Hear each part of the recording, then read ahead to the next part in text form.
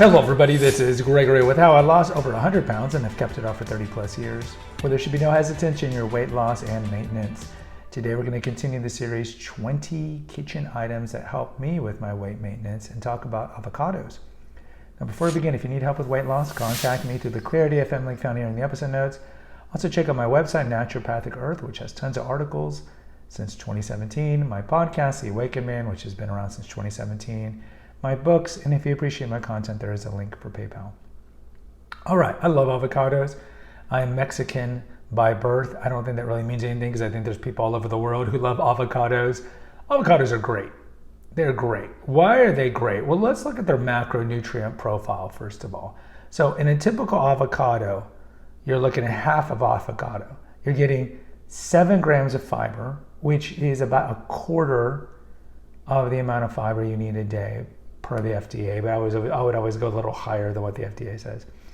8 grams of carb, which is kind of neutral mid-level carb. 14 grams of fat, all that is going to be healthy monounsaturated and polyunsaturated fats. 2 grams of protein, 160 calories.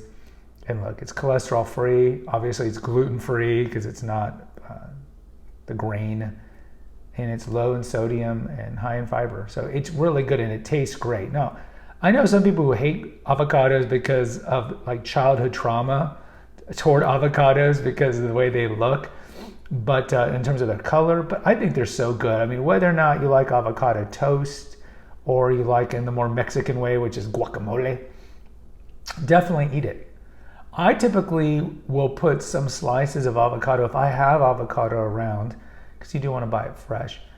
I'll put some in my smoothies because, again, there's more fiber. You want to make your smoothies. I think we already had the episode on smoothies here.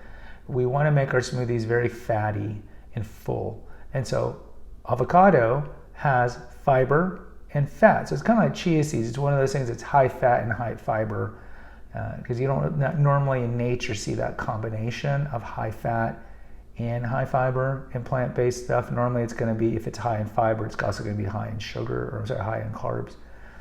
So that's one of the great things about avocado is that I think it tastes great, and it's pretty multi-purpose in that you can put it on toast, you can eat it with chips, you can dip a carrot in guacamole. There's a lot of ways you can eat it. Some people like to put it in their burgers. Some people like to put them, of course, in sandwiches, like in a vegan wrap. Or whatever you want, but it's great in phytonutrients and it's great in fiber, and I would try to find a way to incorporate into your diet. Like I understand, like guacamole, if I buy it at the store, is $6 for like a pint that's this big, so it's pretty pricey. So clearly it's much cheaper to buy avocados and just make your own guacamole, chop up some onions and some tomatoes, and there's different ingredients. Some people like to make it a little more creamier and put some other ingredients in it, like sour cream. I would tell you not to do that, but there's different ingredients on how to make it savory, but I would make them at home. Now, avocados as a whole, we have the episode on the Dirty Dozen, so produces that absorb a lot of pesticides. Avocados as a whole do not absorb a lot of pesticides, so you don't necessarily need to buy them organic. You can buy them regular as is, and again, they just taste good.